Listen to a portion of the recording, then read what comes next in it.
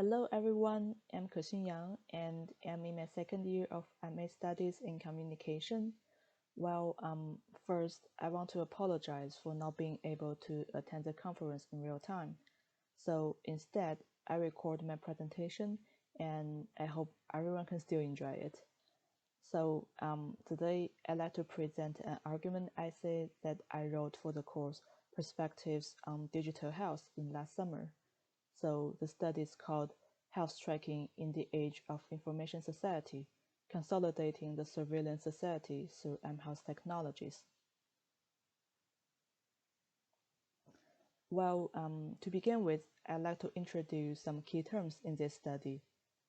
M-Health are mobile devices and applications that monitor users' health conditions and support their healthcare experience. These technologies are increasingly used, and especially due to the COVID-19 pandemic, many countries have launched apps to prevent disease spread and to educate people. So now, more than ever, health apps influence how people govern their bodies. However, some scholars are concerned that the prevalent use of health technologies may reinforce the surveillance society. And surveillance society is a society in which every aspect of citizen life is influenced by mass surveillance practices. So when users track their health data, health technologies can monitor users' health-related behaviors and also enables institutions to conduct mass surveillance. So I think it's very important for us to investigate how health apps are exploited as surveillance tools. Previous literature has well addressed the impact of health technologies. For example, doctor-patient relationship, health economy, and social equality. But I think there's a still great need for a systematic examination of the various stakeholders which facilitate health surveillance culture. So based on this context, the goal of this study is to explore the surveillance potential of health technologies and the asymmetric relationships between health stakeholders. So the leading research question is, how do health technologies reinforce the surveillance capability of users, platforms, and organizations, and eventually consolidate the surveillance society? So to fulfill my research goals, I used a political economy approach to analyze the economy and power dynamics between health users, technologies, and institutions. And particularly, I examined health surveillance potential through Marx's surveillance agent perspective. Actually, Marx identified three surveillance agents in surveillance society, which are organization, non-organization, and surveillance subject itself. So when a surveillance agent is an organization, it forms institutional surveillance. For example, organizations can monitor consumers' behaviors to promote their products. And sometimes surveillance agents can be non-organizations, for example, the strangers and friends on the social media. So this form participatory surveillance and intimate surveillance, where people's behaviors are monitored by other individuals. And finally, sometimes surveillance subject itself can be surveillance agent, and this case forms self-surveillance. So based on this perspective, I explored health surveillance potential from these three types of surveillance, which are self-surveillance, participatory surveillance, and institutional surveillance.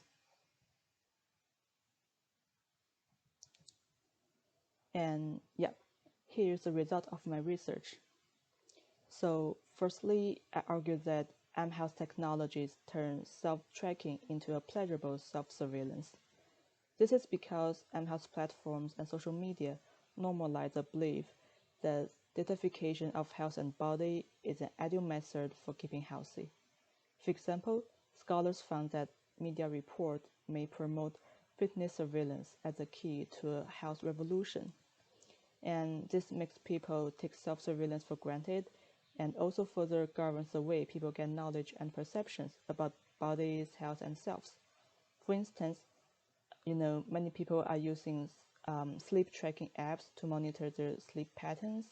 They believe that these apps reflect their real sleep behaviors. However, the truth is sometimes these apps do not measure sleep pattern directly. So this is to say, M-House technologies may not only mediate the way people gain knowledge of their bodies, but also determine the nature of that knowledge. And the second level of M-House surveillance is participatory surveillance and intimate surveillance. Well, I call it the second level because these types of surveillance are stimulated based on the house data generated through self-surveillance.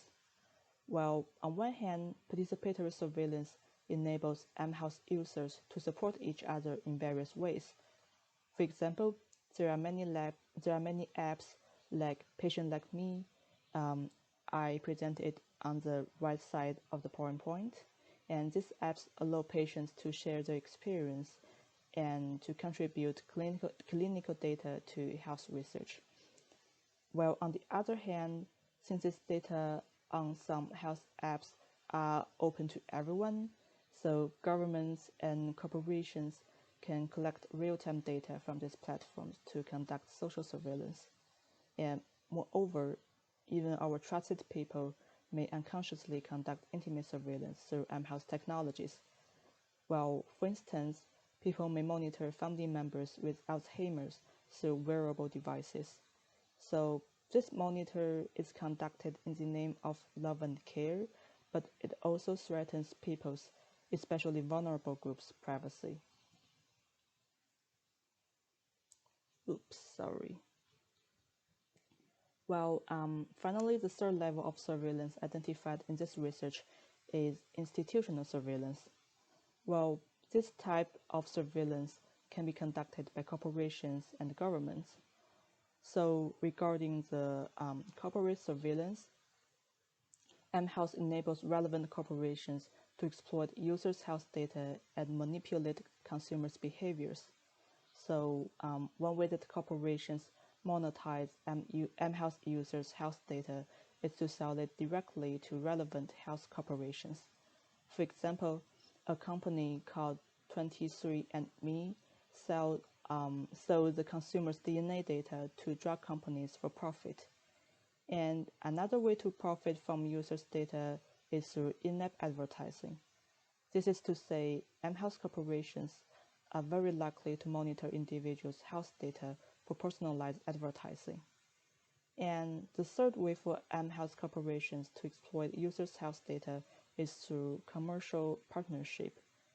And actually, research have indicated that many health apps have funding companies like Google and smart devices companies and pharmacies. So in this way, M-House companies may exchange user data with their funding companies as commercial partners. So all these ways of commercialization actually enables corporations to control users and finally facilitate user surveillance. And also, M-House apps can also be exploited by governments to normalize traditional mass surveillance, especially during the COVID-19 pandemic. Well, as I mentioned previously, many countries have launched COVID-19 apps to collect citizens' health data. Well, traditionally, people are cautious about revealing personal data and confidential recourse to the government. However, the pandemic provided an excuse for governments to collect private health data so as to protect the public health. Also, some scholars also suggested that governments are likely to compare the COVID-19 to a war and the COVID-19 apps and medical masks as weapons. Well, this kind of narratives enables governments to frame their public requests more efficiently. For instance, governments may enforce citizens to use COVID-19 apps and other M-Health apps by stressing kind of social responsibilities. So this may intensify the social surveillance of public health and also reinforce government authority regarding the health-related decision making. So that's pretty much of my paper's result. So in conclusion, I think the misuse of in-house technologies can reinforce the surveillance society through a three-level surveillance level.